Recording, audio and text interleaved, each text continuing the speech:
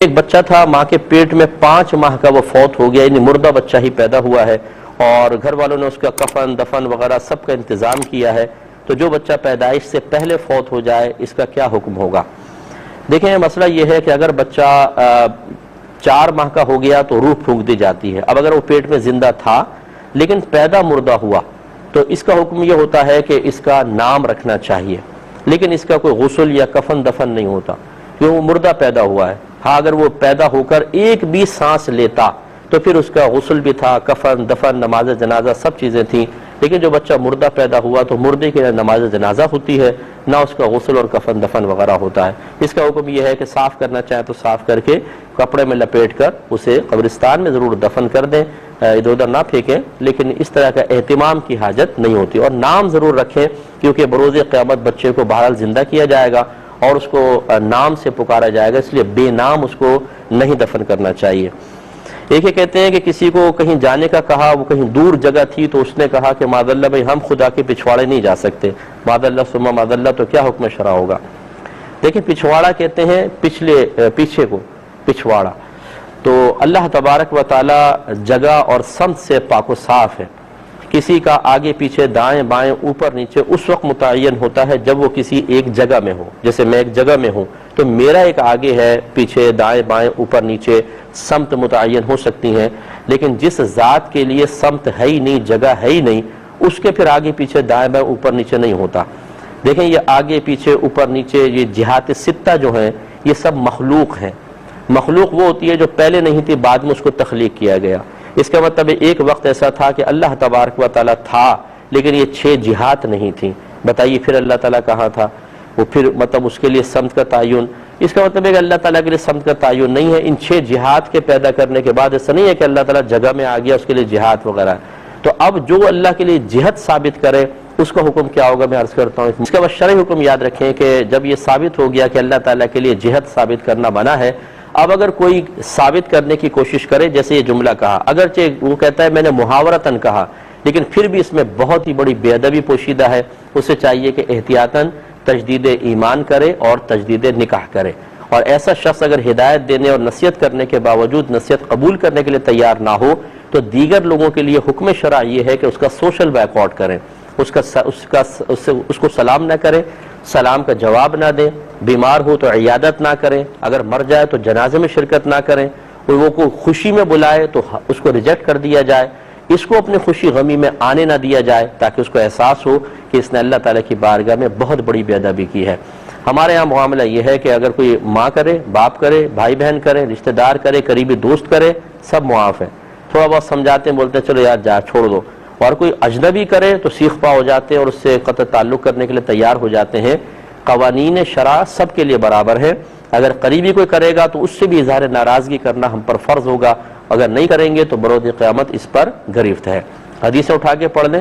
نبی کریم صلی اللہ علیہ وسلم نے واضح طور پہ فرمایا کہ بنی اسرائیل کے علماء لوگوں کو نصیحتیں کرتے تھے، لیکن پھر جب لوگ نہیں مانے تو انہوں نے بھی پرواہ کرنا چھوڑ دی، ان کے ساتھ کھاتے تھے، بیٹھتے تھے، پیتے تھے، حوصلہ افزائی کرتے تھے، یعنی اپنے اس عمل کے ذریعے تو جب عذاب آیا تو ان کو بھی اللہ تعالیٰ نے عذاب میں مبتلا کر دیا۔ اس لیے اچھی طریقے سے یاد رکھیں، اس طرح کوئی غلط حرکت کرے تو فوراً سے پیش طرف سے گرفت کریں، اور جب تک وہ اللہ کی بارگاہ میں توبہ نہ کرے یہ ناراضگی کا سلسلہ جاری رکھنا چاہیے۔ بھائی وہ کتنے اس نے شوہر ڈھونڈے ہوئے ہیں، بھولے پپو ٹیٹے، وہ کرتی ہیں ایسی لڑکیاں، آپ کو پتہ ہے پاگل بناتی ہیں وہ۔ ایک تو نوجوان ایسی لڑکیوں کے اس میں پھنس گیا، اس لڑکی نے کہا آؤ پھر ملاقات کریں، وہاں گیا، وہاں 5-6 لڑکے پہلے موجود تو دھن دھن دھن خوب گھوسے لگائے، موبائل چھینا، پیسے چھینے، اللہ تمہاری پہلے نکل یہاں سے عاشق، پتہ چلا گینگ تھی پوری۔ تو میرے یہ نوجوانوں، جو یہ حلوہ مل جاتا نا، حلوہ اتنی آسانی سے ہضم ہوتا نہیں ہے، خوش فہمی مبتلا مت ہو۔ کہ اب جو مؤذن جو کچھ کہے اس کا جواب دینا یہ 2 طرح ہوتا ہے، ایک قولی جواب ہوتا ہے اور ایک فعلی جواب ہوتا ہے۔ تو نبی کریم صلی اللہ علیہ وسلم نے جو فرمایا جیسے وہ کہے تم بھی ایسا کہو،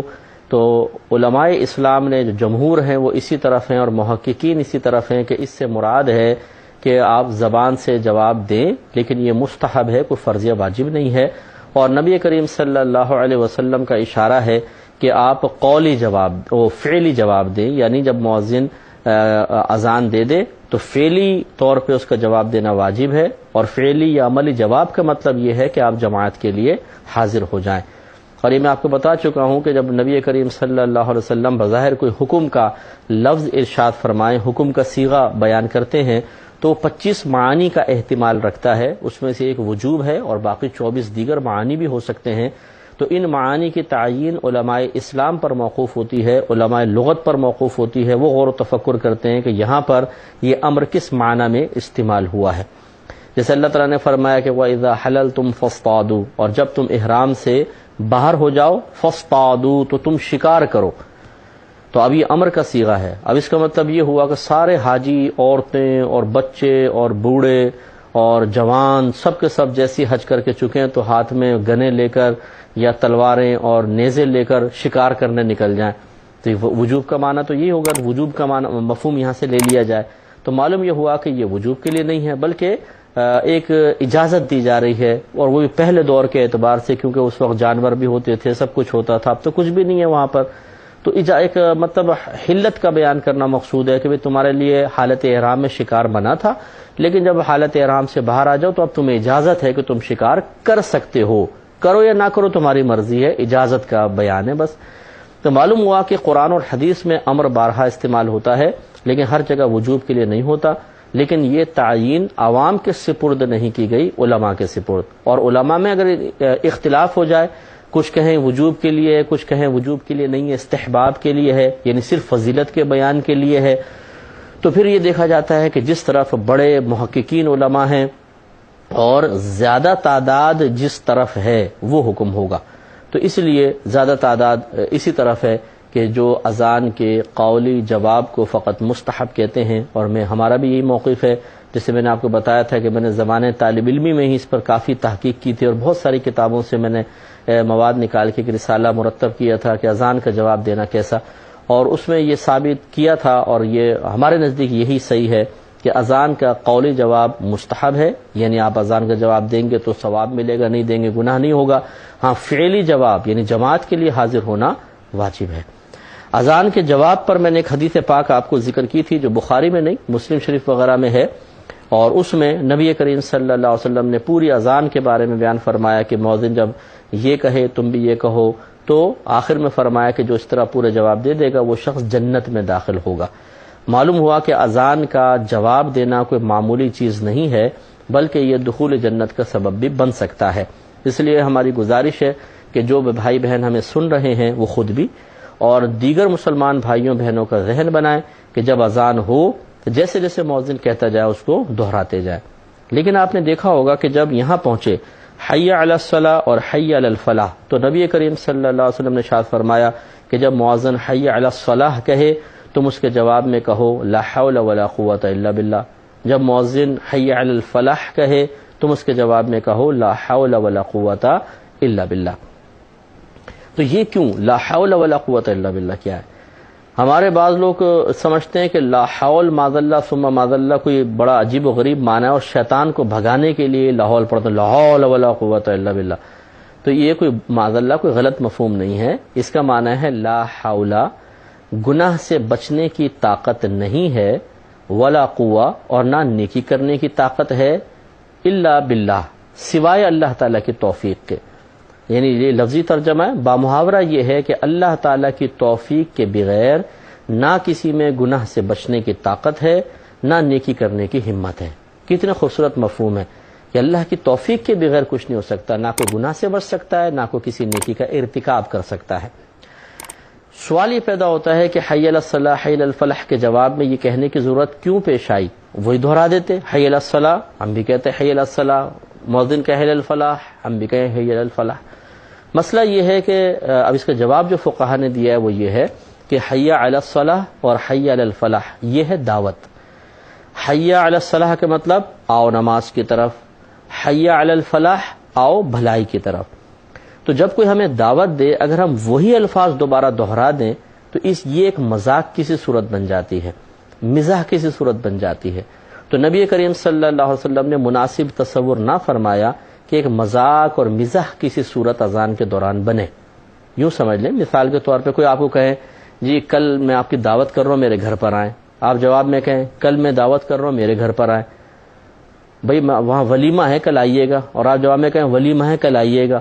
تو یوں دہرانے سے ایک مذاق کی سی صورت بن جاتی ہے کہ وہ دعوت دے رہا ہے، آپ دعوت کے الفاظ کو دہرا دیں۔ تو دعوت جب کسی کی ہم قبول کرتے ہیں تو ہم کچھ اور الفاظ اس کے سامنے ذکر کرتے ہیں، اگر بعین ہی وہی الفاظ ذکر کر دیں تو ایک مذاق کی سی اور مزاح کی سی صورت بنتی ہے۔ تو یہ صورتاً مذاق، صورتاً جو مزاح کی مطلب مزاح یہاں نظر آ رہا ہے، سرکار صلی اللہ علیہ وسلم نے اس کو بھی پسند نہیں فرمایا۔ لہٰذا اگر مؤذن یوں کہتا ہے حی علی الصلاۃ اور ہم بھی جواب میں کہتے ہیں، وہ کہہ رہا ہے آؤ نماز کی طرف، ہم کیا کہہ رہے ہیں آؤ نماز کی طرف، یعنی وہ ہمیں بلا رہا ہے، ہم کہہ رہے ہیں آؤ نماز کی طرف۔ وہ کہہ رہا ہے حی علی الفلاح، آؤ بھلائی کی طرف، ہم جواب میں کہیں حی علی الفلاح، آؤ بھلائی کی طرف۔ تو وہ تو بھلائی کی طرف نماز کے لیے بلا رہا ہے، ہم کس طرف بلائیں گے؟ لازم سی بات ہے کہ ایک مذاق کی سی صورت بن جائے گی۔ اس لیے رحمت کونین صلی اللہ علیہ وسلم نے اس کے جواب میں ارشاد فرمایا لا حول ولا قوت الا باللہ کہے کہ جب وہ حی علی الصلاح حی علی الفلاح کہے۔ اور یہاں ذکر نہیں ہے صبح کی اذان میں جسے وہ کہتے ہیں الصلاۃ خیر من النوم، کہ الصلاۃ خیر من النوم، نماز نیند سے بہتر ہے، تو اس کے جواب میں یوں کہہ دیں صدقتا و بررتا، کم از کم اتنا کہہ دیں صدقتا، صاد ہے پھر دال ہے پھر موٹا قوف ہے تا ہے، صدقتا و بررتا، با را را تا، بررتا، اس کا معنی صدقتا تو نے سچ کہا، وہ بررتا اور تو نے نیکی کی بات کہی، تو یوں ہم کہیں گے صدقتا و بررتا، صدقتا و بررتا۔